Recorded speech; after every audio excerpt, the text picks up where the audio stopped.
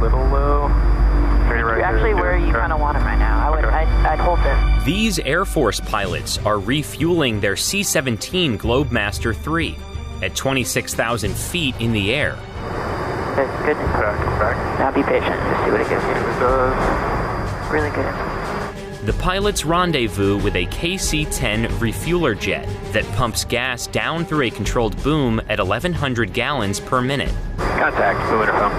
5-7 contact. Nice job, Drew. Way to flex with it. Yeah. Break away, break away, break away.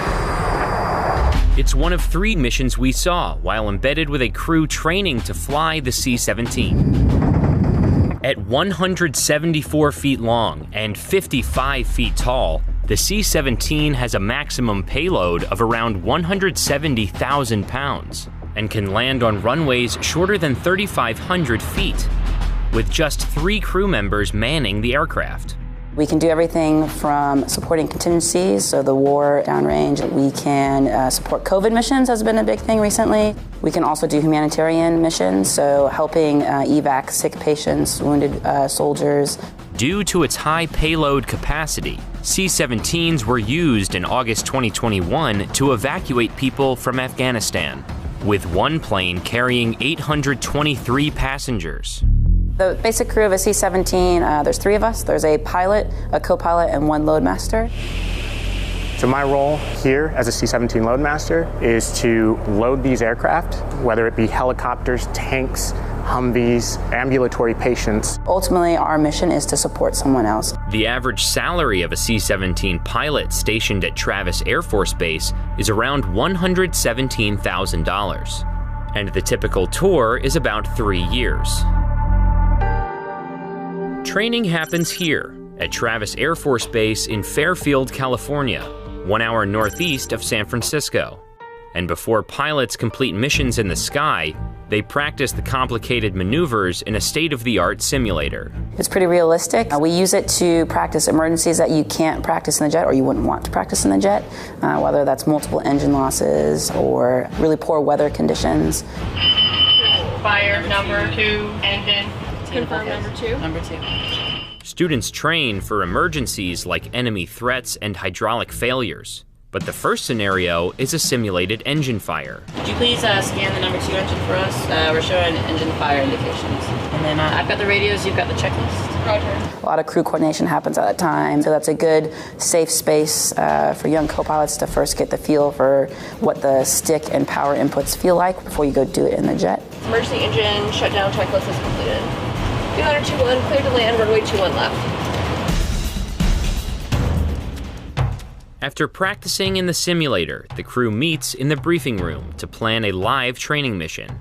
So training flight tomorrow. Showtime is a little non-standard. We're gonna do 6:30 local showtime at base ops. Pilots and crew spend hours the day before a mission discussing the route, the objectives, and backup plans if anything goes wrong. So if we're in a failure to disconnect position, the main thing is just maintain good, stable platform, keep doing what you're doing if you're pilot flying. The crew finalized their plans and were dismissed to prepare for the flight. Precisely at 10:00, the crew boarded the plane and ran through their final checklists.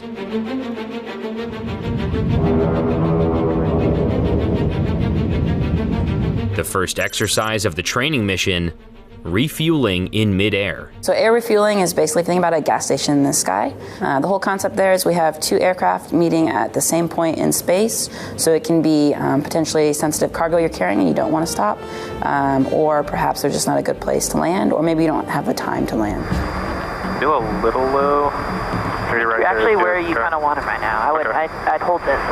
So we'll be about 1,000 feet below the other aircraft, and then eventually closing that altitude gap to where their boom, that's the long pole that sticks out of the aircraft, to actually pass the gas from their aircraft to ours, we end up making contact with their boom. I think we got big throttle inputs in the backing up, and so you just have now you're gonna have to work a little harder to kind of find the null again.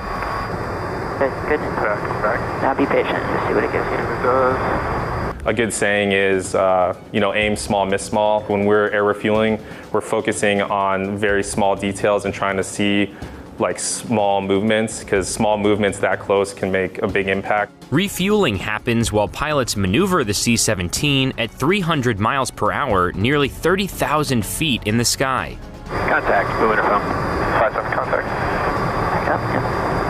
For me, I was thinking about improving my power movements. So my stick movements, so my right hand, I was sitting in the right seat, were pretty solid, but like my throttle movements could have been a lot better. So it's something that I can work on in the future. Break away, break away, break away. Speed brake, very nice. Nice job, dude. Phase 2 of the mission involves low-level flying. So low-level flying during the day, we can go as low as 300 feet above the ground, which is pretty low for a large aircraft. And the intent there is to stay below the radar picture of a potential adversary. So when you're lower, there's a few tactical benefits that we have that help us get to a not-so-great spot in a safer manner. All right, you want to fly a little bit, dude? That's because we need to fly what speed, right? We need to fly 290. All right, set 290 for you. Out there flying it, we're watching our altitudes and making sure that we're clearing any obstacles or anything like that. We also had another pilot in the back looking at the map and the chart, calling out different towers on each side of the route and helping us avoid them and clear them that way.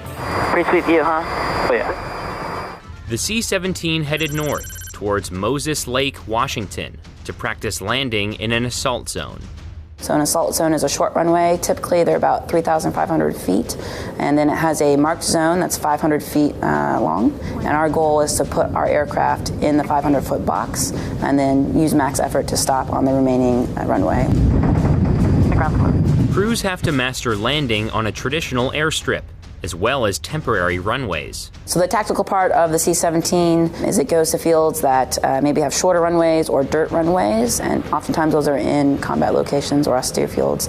Pull back up on the stick and put a little bit of power in. 500 feet, front of the zone. Roger. And full stop, everybody. Minimum 300 feet, front of the zone with correction. Roger. 50 feet.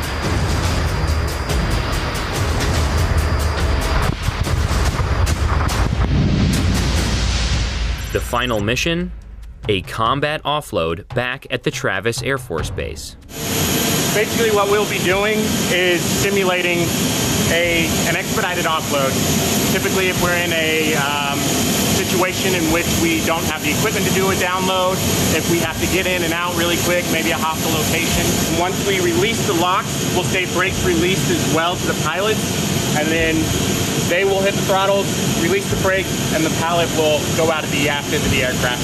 We'll call load clear, close up, and then we'll get out of here. Overall, it was a great sortie for everyone. It was very busy and very long, so it's always tough to go fly for 6 hours and constantly be engaged. But I think everyone performed really well. I think a lot of people relate cargo jets to like an airliner, but what we do I think is very different. Specifically, we go anywhere and everywhere in the world. Sometimes that means you have lots of information on that airfield. Sometimes it means you have none. And so, like I said, you have to be a problem solver and really think on your toes. So it's really rewarding when you go pick up 150 guys who have been deployed for 6 months and you get to bring them home to their families.